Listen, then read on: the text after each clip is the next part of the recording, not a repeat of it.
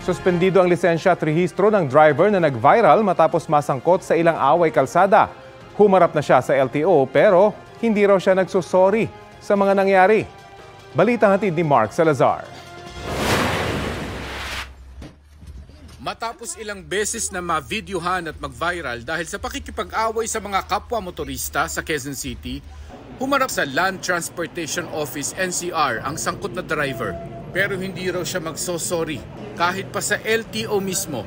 Kahit anong gawin nyo dyan, kahit patayin nyo pa ako sa kalsada, I will still rise up again. I will always rise again. Kahit nga ang pagsusumite ng notarized affidavit na nakasaad sa show cause order ng LTO, hindi niya ginawa.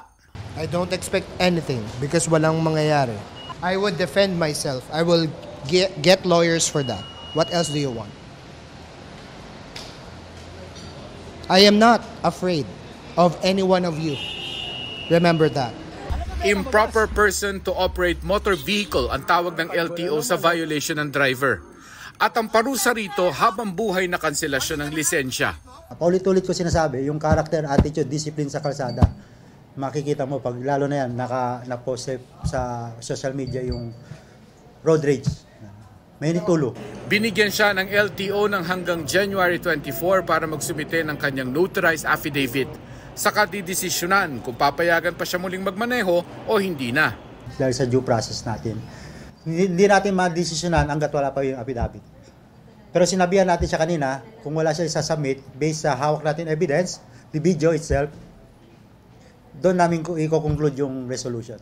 Sa ngayon, naka-preventive suspension ng lisensya niya at car registration.